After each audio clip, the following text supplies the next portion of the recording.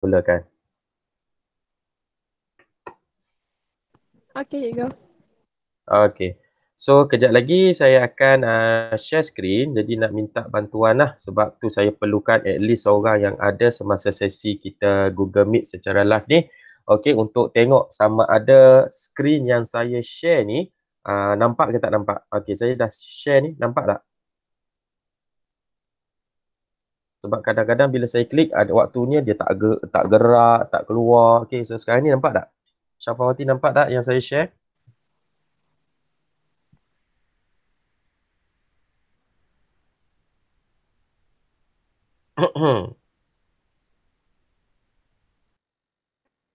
Alhamdulillah. Okey. So kita akan mulakanlah. Jadi Nampak? harapnya sesi-sesi yang lepas kalau ikutkan kita dah habis sehingga kumpulan 1. Kita dah belajar jadual berkala unsur. Kita dah berkenalan macam mana nak susun unsur-unsur dalam jadual berkala unsur. Mengikut pertambahan nombor proton. Itu yang terakhir sekali yang kita dapati daripada sumbangan ahli-ahli sains yang memperkenalkan jadual berkala unsur. Kemudian dalam tu kita dah kenali kumpulan, dah kenali kala dan dah tengok secara details untuk kumpulan 18 dan kumpulan 1. So untuk hari ni kita akan tengok kumpulan 17. Okey, sama macam kumpulan 1, kumpulan 17 ni dia adalah bukan kumpulan 18. Maksudnya hanya kumpulan 18 yang tak ada tindak balas kimia, tidak reaktif. Jadi maklumat ataupun knowledge berkenaan kumpulan 18 yang kita perlu ingat ataupun kuasai itu tak banyaklah sebab kumpulan 18 hanya sifat fizik aja yang kita tengok. Tapi bila kumpulan lain, kita bukan sekadar tengok sifat fizik, kita tengok sifat kimia sekali. Bila sifat kimia tu dia ada tindak balas kimia lah. Okay, so yang pertama dalam kumpulan 17 ni, kita berkenalan dulu. Okay, awal-awal ni, nama lain, dia tak tulis kat sini. Nama lain kumpulan 17 ni juga, sebenarnya dia ada nama lain. Sama macam kumpulan 18, dia ada nama lain kumpulan 18 iaitu gas adi. Kumpulan 1 dikenali sebagai logam alkali bumi. Logam alkali. Dan untuk kumpulan 17 ni, dia juga dikenali sebagai gas halogen. Dia tak tulis dekat slide pertama ni. Tak apa, kita tulis. Okay. Nama lain untuk unsur dalam kumpulan 17 ataupun nama lain kumpulan 17 adalah gas halogen. Okay, nah? Jadi kita pun berkenalanlah dengan ahlinya. Dia duduk pada kotak yang kedua terakhir. Pada baris ataupun pada lajur yang ke-17. Okay. Fluorin, klorin, bromin, iodin, astatin. Bawah sekali ni saya pun tak ingat. Tennessine. Okay, nah? Tapi yang popularnya adalah daripada fluorin sehingga iodin. Paling kurang awak ingat yang ni pun dah okey. Dan kalau boleh awak ingatlah ikut susunan dia ni. Siapa duduk atas, siapa duduk bawah, siapa duduk bawah, siapa duduk bawah. Kenapa? Nanti pada ada waktu tertentu nanti dalam kimia, benda ni, susunan ni, dia ada membantu dalam pembelajaran kimia kita nanti. Iaitu kita akan dapat tahu bromin boleh tendang iodin, klorin boleh tendang bromin dan iodin. Okay. Nanti ada waktunya yang kita akan gunakan kedudukannya ni. Boleh tak? Jadi sekarang ni, first, F ni adalah bukan fosforus. Selalu yang ni satu juga ni. Pelajar selalu keliru. F bukannya fosforus, ejaan bahasa Melayu. Ini F adalah fluorin. Kalau fosforus, ejaan Melayu fosforus, kenapa tak keluar dakwah pen saya ni? Okey. Ejaan Melayu fosforus tak keluar pen saya. Fosforus, okey. Fosforus Melayu, simbol dia adalah P nah. Okey, tak keluar dakwat ni. Okey. Allah lagi tak keluar. Okey. Simbolnya huruf P. Okey. Simbolnya huruf P. Okey.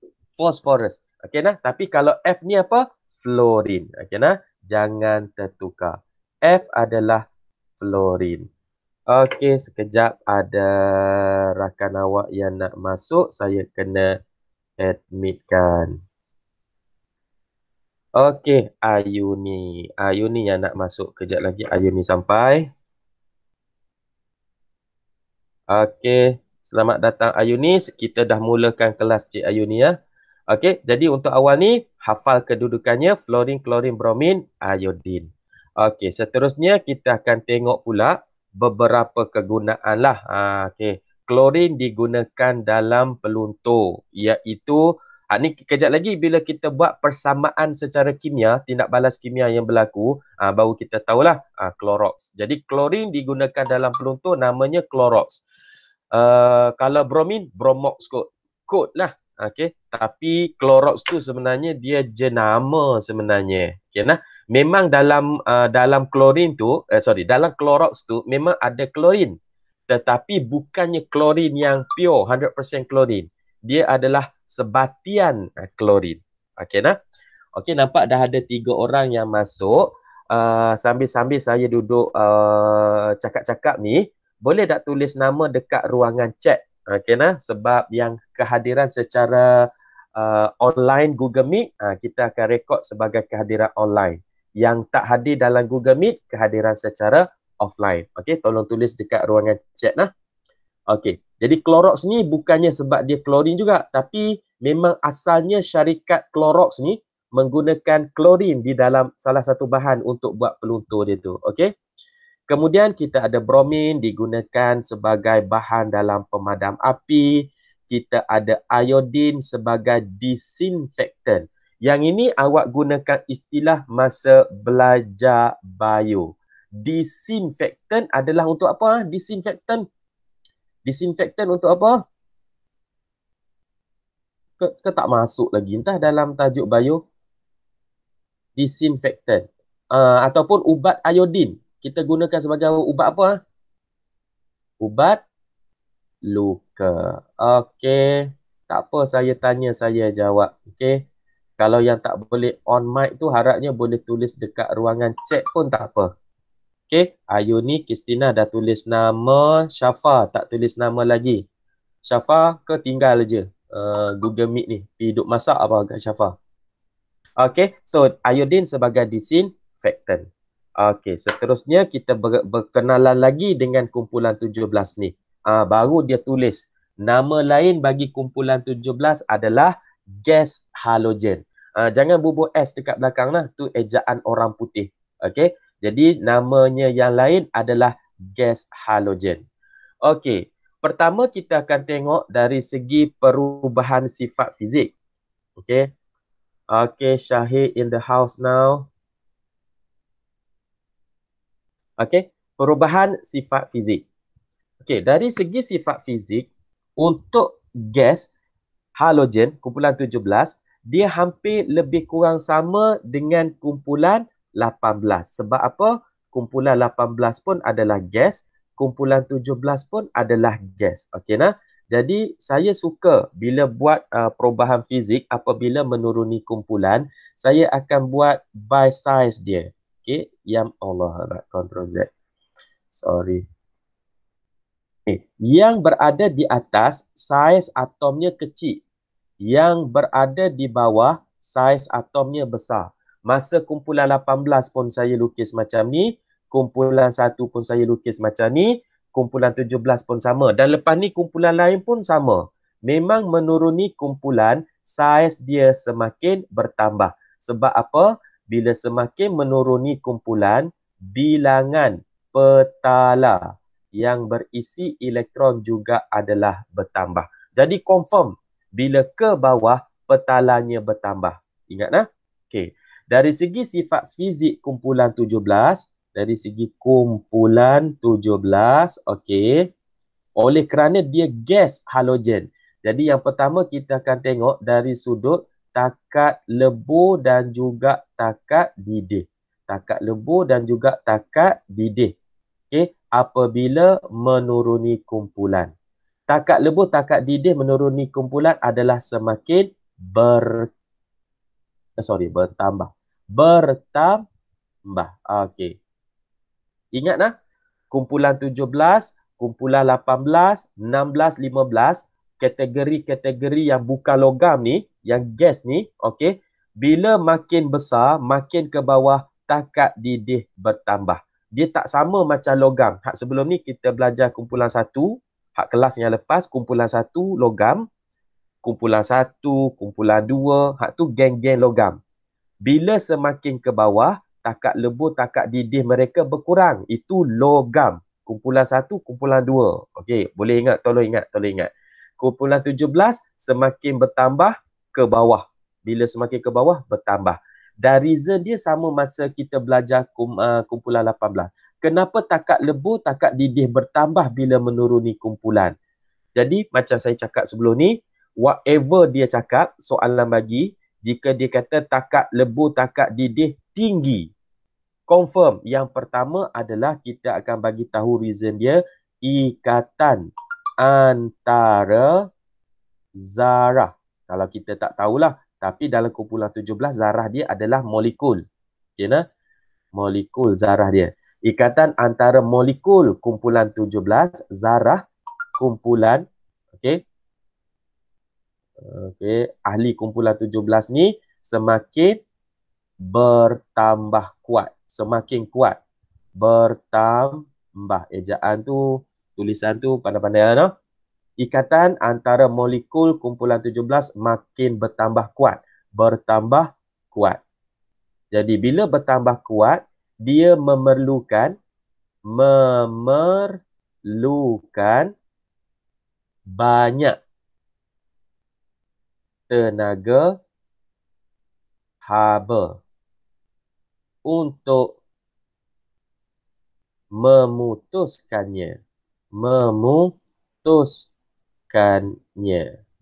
Okey, terlebih dahulu tahniah kepada Syahir. Lupa, Syahir seorang yang menghantar tugasan 4.3, 4.4 yang lalu. Tahniah. Okey, saya doakan bagi mereka yang committed, okey, komitmen untuk ni, insya-Allah lah.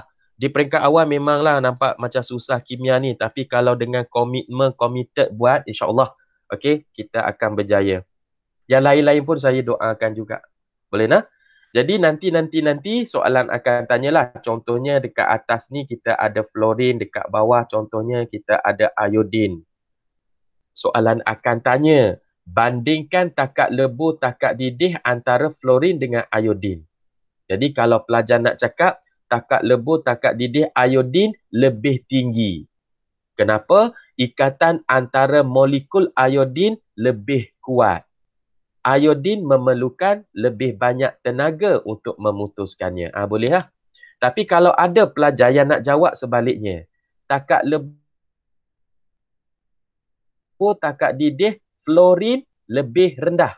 Tak boleh cakap lebih tinggi sebab iodin duduk lebih bawah, iodin lebih tinggi. Dia nak guna ayat terbalik. Fluorin mempunyai takat lebur, takat didih yang lebih rendah. Jadi kita akan bagi tahu ikatan antara molekul fluorin lebih lemah. Dan fluorin memerlukan kurang tenaga haba untuk memutuskannya. Kalau jawab dalam gaya tu pun boleh, tak ada masalah. Bila soalan minta, bandingkan takat lebur, takat didih antara dua bahan ni. Okay, nah? So itu dari segi sifat fizik yang kita tengok kepada takat lebur dan juga takat didih. Boleh nah? Juga satu lagi, kita tengok sifat fizik yang seterusnya adalah ketumpatan unsur. Untuk ketumpatan unsur, okey, dah memang dia gas. Keseluruhan halogen sama dengan kumpulan 18 gas. Bila gas, dia akan duduk dalam air ke, timbul ke, memang duduk jauh atas. Memanglah mereka ringan. Dari segi secara umumnya, halogen gas, kumpulan mana-mana gas lah, ketumpatan adalah rendah. Okey, tapi sama macam sebelum ni yang saya explain tentang ketumpatan untuk semua unsur dalam jadual berkala, apabila menuruni kumpulan masing-masing, maka ketumpatan akan bertambah. Saya ada sebut sebelum ni. Saya add skrin satu lagi nah. Ini untuk semua kumpulan.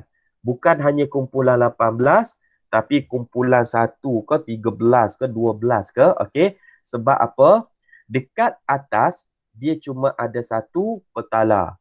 Dekat bawah, dia akan ada dua petala. Dekat seterusnya, dia akan ada tiga petala. Makin besar. Okey. Dari segi saiz, dan saiz ni sebenarnya mewakili isi padu nah. Isi padu makin bertambah. Tetapi bilangan proton, bilangan elektron yang bertambah pada setiap petala ni banyak, okey?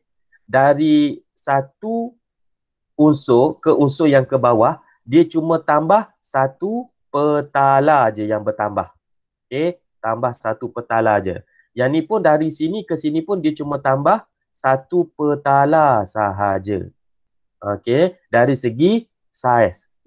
Bilangan petala ni mewakili isi padu atau saiz lah. Tapi dari segi bilangan, kenapa pen saya tak keluar? Tapi dari segi bilangan proton, elektron dan juga neutron, daripada satu atom ke atom yang kat bawah tu, dia bertambah, banyak bertambah. Okey, banyak yang bertambah. Jadi, yang proton, elektron, neutron ni, dia akan menyumbang kepada pertambahan jisim. So, jisim yang besar di atas, pertambahan jisim yang besar kat bawah, kita bahagikan dengan isi padu yang kecil kat bawah. Okey, maka ketumpatan kita akan dapati tinggi. Ketumpatan bila semakin ke bawah, dia akan makin tinggi. Boleh nak? Sebab rumus ketumpatan adalah jisim bahagi isi padu. Isi padu bertambah sikit-sikit, tapi jisim bertambah banyak bertambah. Jadi jisim bertambah banyak, isi padu bertambah sikit, kecil lah. Jadi sebab itu ketumpatan semakin menuruni kumpulan, semakin bertambah. Okey nah? Itu explanationnya. Untuk semua kumpulan, bukan hanya kumpulan 17. Kumpulan lain pun sama. Okey? Okey. Lagi, sifat fizik dia yang lain. Kita akan tengok dari segi keadaan fizik. Keadaan fizikal dia. Okey nah? Okey. Klorin dengan fluorin. Fluorin ada satu lagi kat atas nah. Klorin dengan fluorin pada suhu bilik. Ni kita tengok keadaan fizik suhu bilik. Dia tak letak kat sini. Pada keadaan suhu bilik. Okey nah. Jadi klorin berada dalam keadaan gas, bromin keadaan cecair dan iodin dalam keadaan pepejal. Fluorin tu yang saya kata tadi tu, kalau kita hafal kedudukan, fluorin duduk lagi atas dari klorin. Jadi kalau klorin suhu bilik pun gas, fluorin lagilah memang berada dalam keadaan gas pada suhu bilik. Kalau astatin dia duduk bawah pada iodin. Maka astatin juga adalah dalam keadaan pepejal. Dan ada satu lagi, hak bawah lagi pada astatin pun dia akan berada dalam keadaan pepejal. Dan tengok nah, semakin ke bawah ni, tengok takat lebur dia ni makin bertambah. Nampak negatif 101 sangat rendah, negatif 7, 114. Takat lebur dia 114 iodin. Jadi astatin lagi tinggi. Jadi makin menuruni kumpulan, makin tinggi takat lebur, takat didih. Kalau nak bagi tahu apa reason dia tadi macam mana, kenapa makin tinggi? Ikatan antara zarah makin kuat, memerlukan tenaga lebih banyak untuk memutuskannya. Okey? Ni kena hafal ke ni nilai ni? Tak payah. Ini hanya dia nak tunjuk sebagai perbandingan. Kalau awak rasa awak boleh hafal, suka hatilah. Tapi lebih baik awak hafal yang formula persamaan kimia tu dulu. Okey? Ketumpatan. Tengok nilai ketumpatan pun semakin bertambah. Explanationnya macam mana tadi? Kita kata jisim yang lebih besar bahagi isi padu yang kecil lah. Sebab tu ketumpatan semakin bertambah. Okay. Jadi untuk sifat fizik, kita tengok keadaan fizikal pada suhu bilik, kita tengok takat lebur, takat didih dan juga ketumpatan apabila menuruni kumpulan. Okey. Kemudian hak masuk bahagian yang important, tajuk subjek kimia memang tak lari daripada sifat kimia ataupun kita kata ini adalah tindak balas kimia yang akan berlaku. Tindak balas kimia. Okey. Huruf X ni sebenarnya dia mewakili kumpulan 17. Okey, nah X ni sebenarnya awak boleh gantilah dengan klorin ke, dengan fluorin ke, dengan bromin ke, bromin biar dengan iodin ke. Cuma dia buat umum, dia pakai huruf X itu saja. Okey. X ataupun mana-mana ahli kumpulan 17 ni akan terima elektron untuk membentuk ion dada bunyi. Okey, nah contohnya kalau kita ada klorin, so dia akan terima elektron satu menghasilkan ion klorida. Okey, kalau iodin menerima satu elektron menghasilkan ion iodida. Tebal pula dawat pen ni. Okey, sana. Okey. Nipis. Okey, iodida. Kenapa mereka ni semua menerima satu elektron? Sebab mereka adalah kumpulan berapa tadi? Kumpulan 17. Jadi kumpulan 17 ada berapa elektron valence? Ada 7 elektron valence. Jadi untuk mencapai kestabilan sama macam kumpulan 18 yang perlu ada nombor 8 dekat petala terakhir, sebab tu dia ambil satu elektron.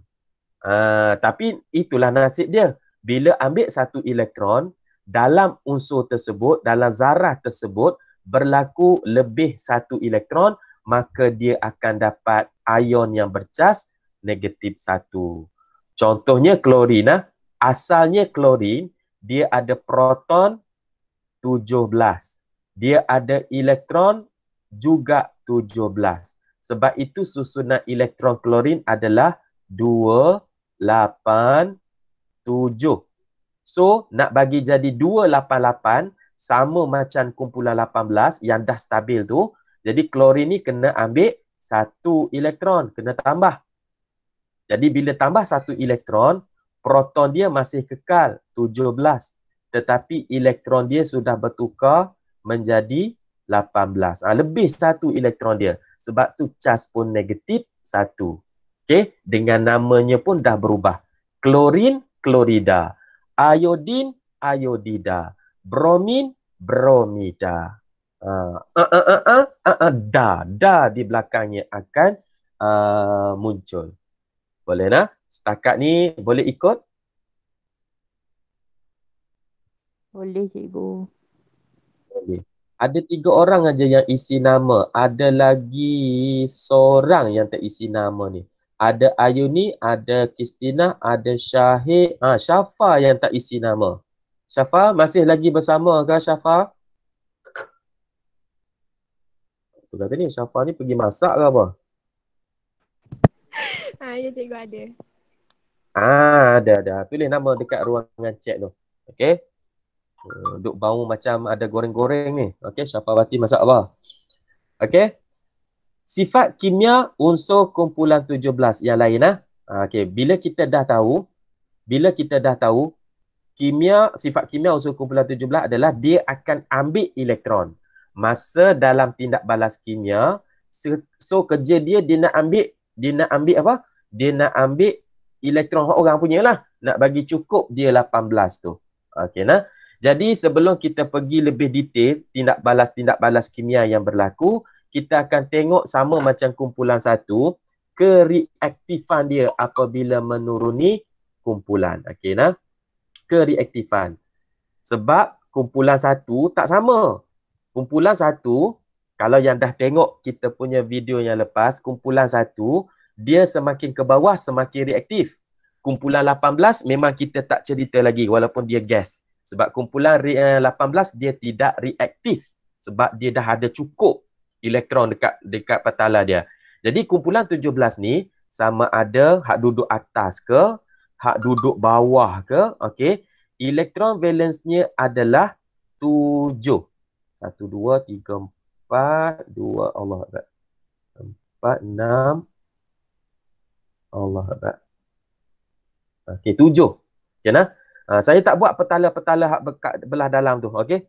Sebab menyusahkan, lambat sikit, okey? Jadi faham lah, dalam tu ada petala, dalam ni pun ada petala lagi. Yang hak bawah ni pun dia ada 7 elektron valence. 1 2 3 4 5 6 7. Nukleus dia duduk di tengah-tengah. Andai kata dan kedua-duanya ni dia baru ada 7 elektron valence. Hak ni pun 7 elektron valence. Jadi mereka akan cuba menjadi 8 elektron valence dengan ambil satu lagi elektron daripada selalunya kumpulan logam lah bagi. Okey. Siapa yang akan tarik lebih kuat ni? Yang akan tarik terlebih dahulu ni, yang mudah tarik ni. Atom, saya letakkanlah. Atom A ke? Mana dakwat saya ni? Atom A ke? Atom B ke? Yang lebih mudah nak tarik satu elektron ni. Cuba tengok. Nukleus yang kerja tarik elektron. Ni jarak dia dengan petala. Okey, hak dia nak tarik. Okey. Hak ni jarak dia nak tarik. Jauh ke dekat. Boleh nampak tu? Nampak tu? Hak mana lebih mudah tarik? Hak A ke hak B? A. Orang A. Ya, bagus. Tahniah yang menjawabnya. Walaupun saya tak cam suara siapa, tapi tahniah. Okey. Jadi sebab apa? Sebab nukleus nak tarik dia ni lebih dekat. Jadi kalau dari segi kereaktifan, yang duduk di atas kumpulan 17 ni adalah lebih reaktif. Okey nah. Kenapa? Reason dia adalah lebih senang untuk tarik elektron. Okey nah. Allah Akbar. Okey. Lebih senang tarik elektron. Jadi ada waktunya soalan nanti dia akan tanya, bandingkan kereaktifan di antara fluorine dengan bromin. Jadi kita jawablah, fluorine lebih reaktif sebab kita tahu fluorine duduk lebih atas. Jadi reason dia kenapa?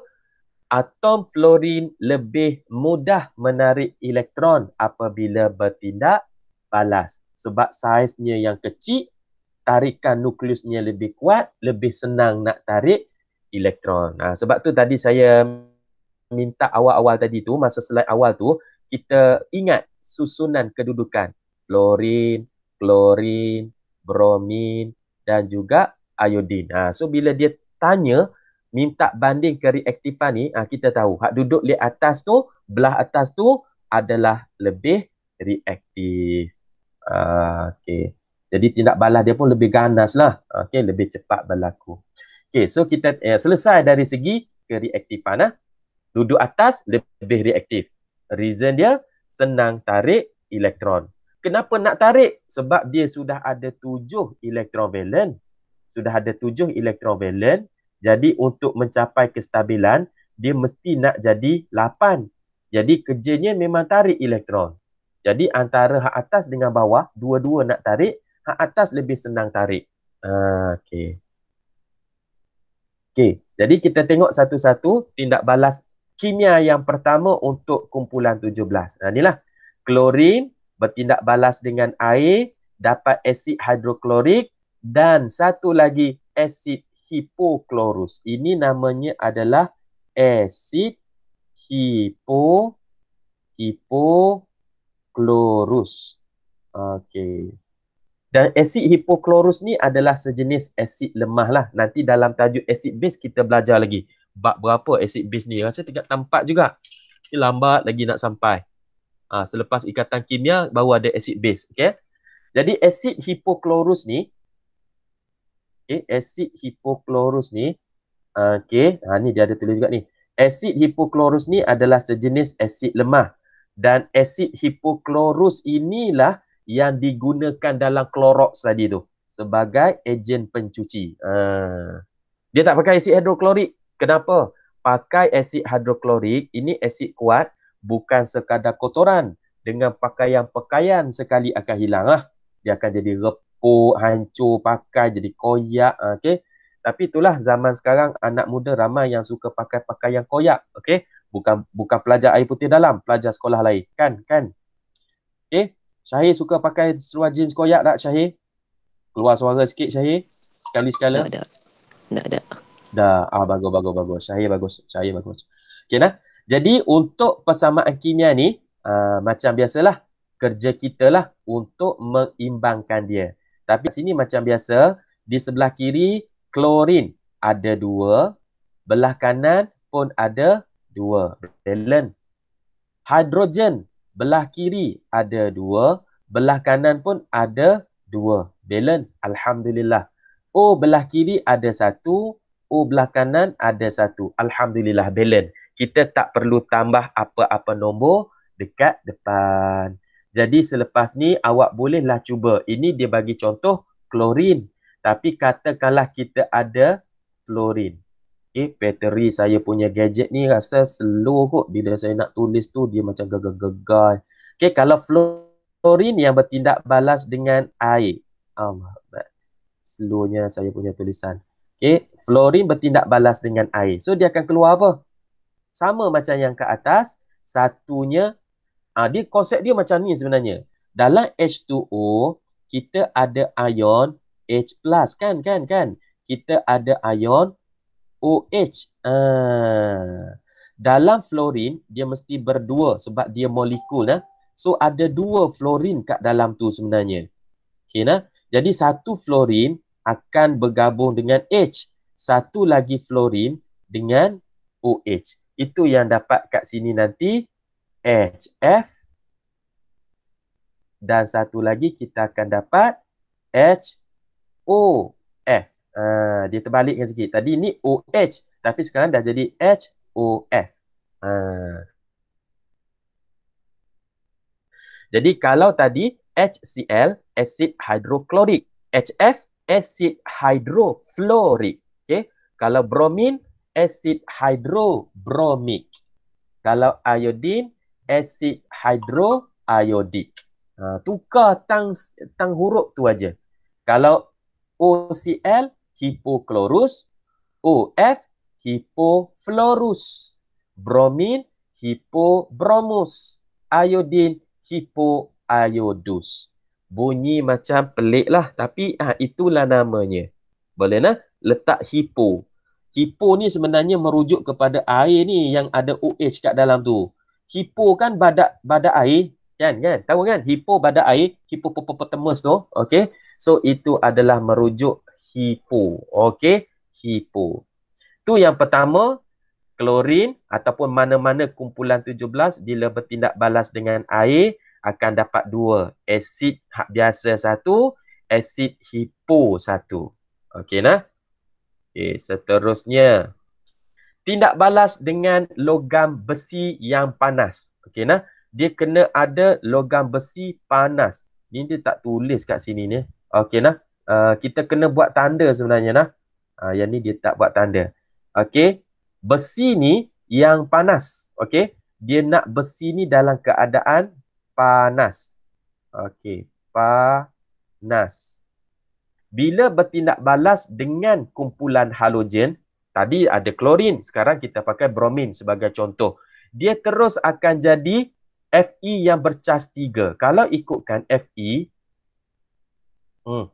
tak keluar dakwat lagi. Betul lah. Bateri nak kurang ni. Tak keluar dakwat lagi.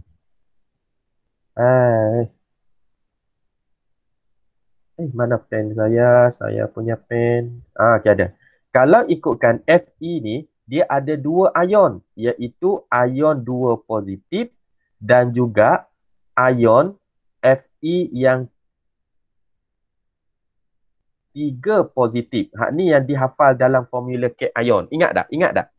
Tetapi, apabila berjumpa dengan tim halogen, tak keluar lagi dakwat saya, berjumpa dengan tim halogen, confirm besi ferrum ni yang bertindak balas dengan halogen tu adalah ferrum yang bercas 3 positif. Maksudnya, awak takkan jumpa, kecilkan sikit pen, awak takkan jumpa bila contohnya ferrum berjumpa dengan bromin, okey, awak takkan jumpa formula FeBr2. Yang ni adalah salah. Dia terus akan jadi FeBr3. Tu antara syaratnya. Isi kandungan pelajaran hari ni lah ni. Okey, bila mana besi jumpa dengan halogen, dia akan jadi Fe yang bercas 3+. Sebenarnya Fe 3+ kenapa boleh keluar itu? Sebab Fe 3+. Bromin negatif 1. Cross. Okey, 1, 3. Tu yang keluar FeBr 3. Ingat tak ni? Hafal tak ni? Bromida casnya negatif 1. Ada hafal?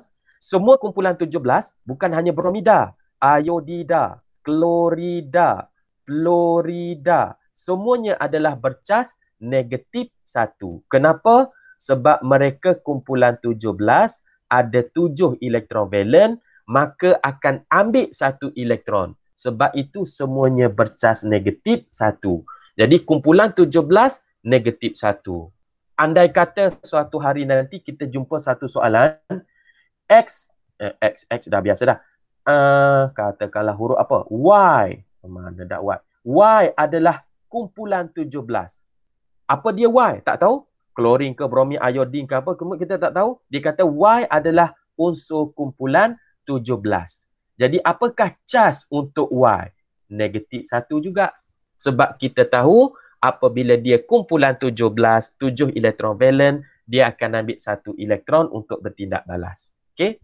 Jadi pengetahuan kat sini kena ingat, semua ahli kumpulan 17 jika ion bercas negatif 1. Jumpa dengan besi panas, okey, selalunya panas kita akan habaq, panas, dia Fe ni akan menjadi Fe3+. Dia bukan Fe2+. Kita tak pakai yang Fe2+. Kita pakai Fe3+ terus. Okey. Okey, itu tindak balas kedua. Ni yang pertama tadi dengan air. Kemudian kita tindak balas dengan besi panas. Yang ketiga, okey, tindak balas dengan natrium. Imbang persamaan tadi tak buat. Okey. Tengok ni lah. Okey, 2Fe 3Br2. Jadi kita tengoklah sama macam hak kita buat sebelum ni. Okey. Fe asalnya di sebelah kiri ni ada 1 Fe. Okey. Ni kalau kita tak bubuh 2 lagi nah. Asalnya tadi ataupun saya tulis lain nah. Fe tambah, katakanlah saya letak iodin kat sini. Okey nah. Okey, menghasilkan Allah Akbar. Fe I 3. Okey, asalnya kat sini Fe ada 1. Fe kat sana pun ada 1. I dekat sini 2. Okey, I dekat sana 3. Jadi, kalau saya letak dekat sini 2, kat sini saya nak letak berapa paling ni supaya boleh dapat? I 3 darab berapa jadi 4? Sebab kat sini bila letak 2, 2 darab 2, 4. 3 darab berapa? 4. Tak ada. So, kita letak 2 dulu supaya jadi 6. Jadi, hak 2 dekat I ni, kita padam. Okey. Macam mana Fe nak jadikan 2? Kita letak 2 depan Fe. I kat belah sana bila letak 2 kat depan, I sudah jadi 6. 3 darab 2, 6. Jadi, 2 iodin ni, macam mana nak jadikan 6? Itu yang kita letak 3 kat depan. Jadilah 2 Fe, 3 iodin, 2 FeI. Sama bawah ni. 2, 3, 2. Okey. 2, 3, 2. Okey, hak tu dari masa ke masa lah kita tengok macam mana nak imbang persamaan. Okey, untuk yang dah nak ke hujung dah ni. Okey. Okey, kereaktifan ni tadi saya dah explain dah. Yang ni kita akan skip nanti. Okey, sifat fizik dan sifat kimia lain unsur kumpulan 17. Hak ni dia sama. Sambil-sambil kita ajar tadi tu, kita pun dah buat kan. Waktu klorin, waktu bromin, sama je. Okey, kita tengok hak last tindak balas terakhir untuk hari ini dengan alkali natrium hidroksida. Okey. Mana-mana ahli kumpulan 17 bila jumpa dengan natrium hidroksida. Kali ni kita guna iodin pula. Tadi hak first tadi kita guna klorin. Hak atas tadi. Ni kita guna contoh klorin. Kemudian kita guna contoh bromin. Sekarang ni kita guna contoh iodin pula. Sama je. Okey, kita tukar je. Bila bertindak balas dengan alkali, natrium hidroksida, so kita akan dapat 3 bahan kali ni. Banyak sikit. Okay. Natrium iodida, natrium iodat, natrium iodat, kalau iodin. Agak-agak kalau klorin, natrium klorat. Kalau bromin, natrium bromat. Okay. Dan akhir sekali, kita dapat air. Yang ni kena hafal lah. Sebab lepas ni, untuk tindak balas ni, soalan dia dah tak cakap dah. Dia takkan bagi tahu dah apa bahan yang nak keluar. Okay. Dia akan tanya apabila iodin bertindak balas dengan natrium hidroksida, tulis persamaan kimia seimbang. Dia tak cakap dah apa yang keluar. Kita sendiri yang kena ingat apa yang keluar. Jadi ambil masa sikit kat sini nak tahu apa yang keluar nanti. Boleh Okey. Jadi dari segi balance persamaan kimia sama lah. Di sini I ada 2, iodin ada 2. Iodin dekat sini ada dekat Na 1, ada dekat iodat 1. 2 iodin. Na ada 2, Na pun ada 2 dekat kanan. O ada 2, O ada 2. Okey. O kat sini pun ada kat sini 1, ada dekat air 1. H ada 2, H ada 2. So balance lah. Balance lah persamaan kimia ini. Okey. Hak ni ambil masa sikit. Okey nah. Hak ni ambil masa sikit untuk nak hafal, nak tengok produk yang terhasil. Jadi awak boleh test lah nanti. Lepas habis kelas ni, kejap lagi awak boleh try. Kalau klorin yang jumpa dengan natrium hidroksida. Okey, boleh cuba-cuba buat. Apa yang keluar. Okey. Okey, dapat Na klorida, NaOCl dan H2O. Sama juga kalau kita ada Allah Akbar. Br2 tambah NaOH. Okey, sama juga. So kalau buat ni, apa yang keluar. Okey, boleh nak? Okey, dan untuk itu kalau ikut saya, selesai kita punya perbincangan hari ini. Okey nak? Jadi untuk last, okey, tahniah Syahir yang hantar latihan 4.3, 4.4. Jadi untuk penutup hari ini adalah latihan 4.5. Di hujung tajuk bab kumpulan 17, muka surat 96. Uji kendiri 4.5. Okey nah? Cuba jawab soalan tersebut dan snap dan hantar kepada saya. Jadi jawab tu jangan, kalau boleh masuk dalam buku latihan teruslah. Okey, masuk dalam buku latihan terus dan snap hantar dekat saya. Okey. Ada apa-apa nak tanya tak? Saya tak pergi kepada unsur color 3 tu. Nak bagi habis satu-satu. Ada nak tanya tak? Tak ada. Tak ada. Habis tu cikgu selamat lagi. Kalau ikut kelas kita adalah 11 sampai 12.30. 12.30. Hampir-hampir sejam lagi ada waktu ni. Nak buat apa? Hampir-hampir ada waktu yang lebih lagi ni. Nak buat apa? Cuba jawab soalan 4.5. Muka surat 96. Hak ni Ayuni pun kalau nak pergi masak dulu, Syafawati nak sambung masak pun boleh lah ni sambil-sambil. Okey? Hari ni Syafawati masak apa? Tengok dia tak jawab tu. Dia pergi masak ni. Dia tinggalkan dia punya handset ni. Okey. Tak apa, kalau tak ada apa-apa, saya nak stop recording. InsyaAllah. Ada apa-apa masalah lagi nanti masuk dalam grup lah. Okey, so Ayuni, Kristina, Syafawati dan Syahir, kehadiran online ni saya akan tulis siap-siap lah. Okey, jadi saya akan buka kehadiran offline tu pada hak pelajar lain aja. Okey nah, jadi hak 4 nama ni saya akan tulis siap-siap. Okey, so kita akan jumpa lagi pada kelas akan datang dengan tajuk unsur dalam color 3. Tapi jangan lupa latihan. Okey nah.